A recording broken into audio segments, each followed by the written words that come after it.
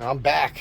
El Salvador was fun. I'll do a recap video talking about that. I might even talk about some of that today. I'm going to replace these CV axles, and before I take the tires off, do all the stuff I got to do, jacking up the vehicle and everything, I want to inspect these, make sure the boots aren't torn. I should have done that a while ago. I just noticed this little out of whack there, so I'm going to go ahead and tap that down real quick. Hang on a second. I had a little music in the background there. There we go. That's better. That's better. This is, again, this is called a Warrington hammer, and it's designed so that when you have a finish nail between your fingers you're holding and you want to tap that finish nail, you don't whack your fingers, right? But this comes in real handy for tapping all sorts of little things down, even mechanically. So just to seat these clips down a little bit, nothing wrong with that. I already inspected these neoprene rubber boots, and they all look nice. These do look a lot nicer than the ones I put on there. And I wish I had the time.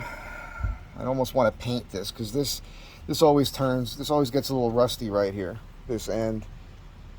You know, maybe I'll wipe that down, throw some tape on there and on this, and maybe I'll spray some black on this and this before I install it. Is that crazy?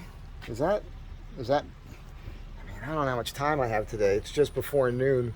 I don't want to get both of these done today, and I still have an emergency brake cable to do and the transmission mount, which I could do in the morning before it starts raining again here in Southern California. So this is not going to be a how-to video. I'm not going to show you every step along the way. I might pop in. I'm going to show you a technique. I'm going to try driving these axles out. Let me think here. Yeah. So, you know, this is the input shaft, and instead of prying on this to get these out, I may actually just go ahead and put a wrench on it, or excuse me, a screwdriver or a pry bar, and then tap out from the other direction instead of prying, and see if that works this time. It's a little trick my cousin told me. He has an Astro Van as well. I totally didn't know that, and that came up recently. And if I do that, I'll show you doing that, because it might be faster and easier than trying to pry. And that's it for now. I'll catch you guys in a second.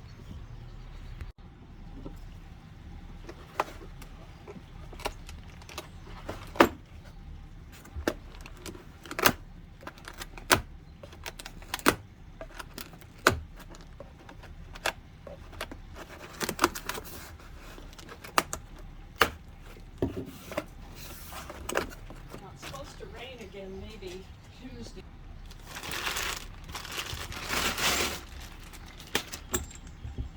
Oh, interesting. These come with a different sort of washer on there. That's kind of neat. That'll be interesting to see how that actually works. It's got a concave side. So this is like my 4th time doing CV axles. Oh, no. Look at that. Huh. That's actually built right into the nut. Fancy schmancy. Wow, things are getting crazy.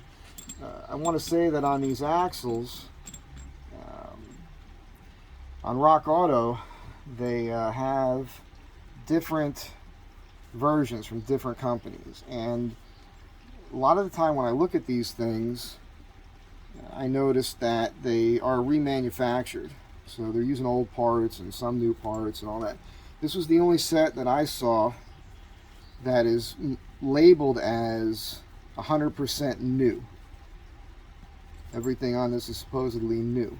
So I opted for these, and we'll just see how it works out. This looks good. Yeah, they did whoever did this one did a much neater job than this guy. This was the drunken buddy, or it was a Friday afternoon or Monday morning when they put that one together. Alright, so the neoprene boots look good. I also noticed these boots, maybe the other ones do too, we'll inspect them, but this rubber is rolling down over this on this side, which is nice. That's a nice seal there. I didn't ever notice that before on the previous ones I put in. I'm not going to paint these. I don't have the time for it. Alright, so it took longer to get all my tools together than it did to get that axle out of there, and I did tap from the back side. Came right out of there. So this seems like it's out a little. Oh, that's right. Okay. So I'm gonna wipe that seal off, make sure it's okay. I don't have another one. Usually, I don't know if you saw any of that. There's a seal in there. Usually this, you can get these in and out without messing that seal up. And it's new anyhow, it was recently replaced. So yeah, and this did my little trick with these wires here that I like to use to hold the axle in place. Same thing with holding up the brake caliper. Now we gotta disconnect your brake line up here on the frame and unplug it. Gotta take this steering linkage thing out of here. And yeah, place all your items on one side so you know where they all are when you go to put it all back together. Let's take a look at this axle. So there's a split in the boot here, blowing grease, and that's why I'm replacing it. Same thing with the other one. I'm going to compare it to the other axle and then pop that in real quick and then move on to the other side. Alright, so that's in there and everything's tight, good to go. That only took an hour, the whole thing, getting the tools out and everything. So this shouldn't take that long, but of course now that I just said that, everything may go wrong. Alright, so that took about 20 minutes. You can see a little oil leaking out of there. No big deal. It is pretty dark, which is a little, seems odd to me. I'm sure it's fine. It's all new stuff in there. But yeah, so about 20 minutes to get that one out. This one was a little rougher. I just had to beat on this knuckle quite a bit to get that to separate from that new ball joint there. And yeah, let's look at that axle. So yeah, in here somewhere there's a little split and it was blowing all the grease out of it. I made a mistake. I tapped on this. I also wanted to see if there was something hard in there, and there wasn't. I didn't hit that very hard. I don't think I wrecked anything. I have this one to rebuild, so it's not a big deal. If I rebuild this one too, that'd be fine. I'll show you that stuff in a moment, but I'm going to put the new axle in on this side right now. So an hour and 45 minutes to replace both axles. I'm about to lower the van. I just wanted to point out I did block the tire. I'm using these super duper heavy duty jack stands under the frame. And I do my little trick here, right, with the jack. So I have these little systems that for me make everything take, you know, go a little bit faster. I'm not saying you need to do things the way I do them, but I'm doing this. When you're doing all your own work, it's nice if you can figure out little ways to make things go faster.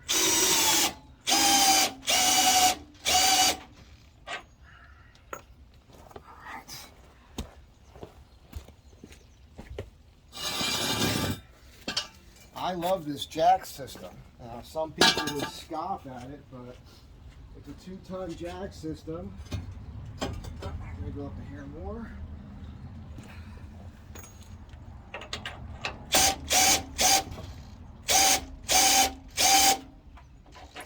The block of wood helps.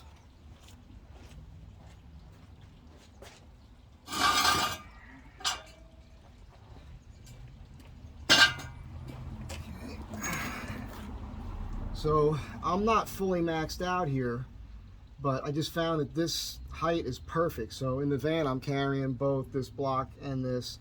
I always have this, everything else I need, batteries and all that.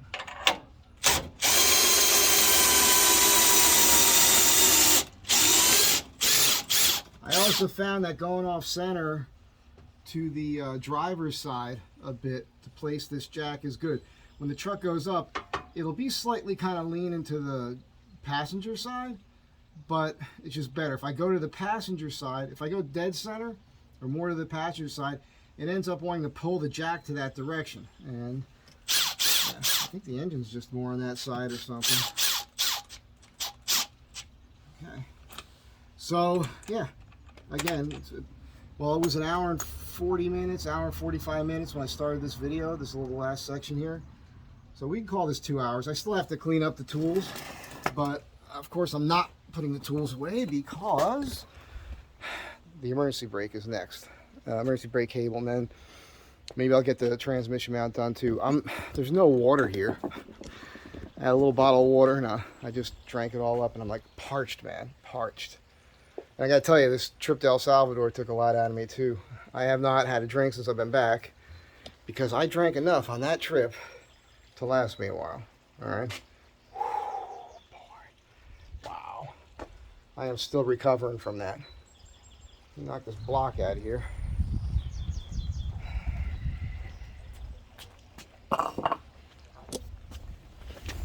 Now, when I do this emergency brake, I'll just do all this on one video. You see how that's routed underneath there? I'm going to attempt to disconnect that and run it over the top of the axle. The mounting point for that bracket, I'm going to have to make something, possibly. But I never liked that thing hanging down there because, hey, 4x, right? And that shock mount needs to get trimmed. I got a thing I want to do with that, but I just haven't gotten around to it yet. So it will probably happen soon. Not today, though. There's a trip, 4x4 trip in a few days I'm going to try to make, but I'm not 100% on that because more things have just shifted. On the 15th, there's something happening out in Death Valley I'd like to make. My sister's flying into Arizona on the 17th. I'm supposed to meet with her, but I don't really have to because after the thing on the 15th, there's a thing for a week long with some friends out there. So I might just do all of that then, possibly go to Arizona after that, maybe miss my sister, but do what I have to do there and then come back here and get back to work. So this Mojave road trip might not make sense for me because of all the other things I have upcoming. And I got to get on alignment on this thing, hopefully tomorrow morning as well. So stay tuned. I did break out the torque wrench. I think it's supposed to be 175 pounds. It's about where I'm at, 175, 180 in that range on here.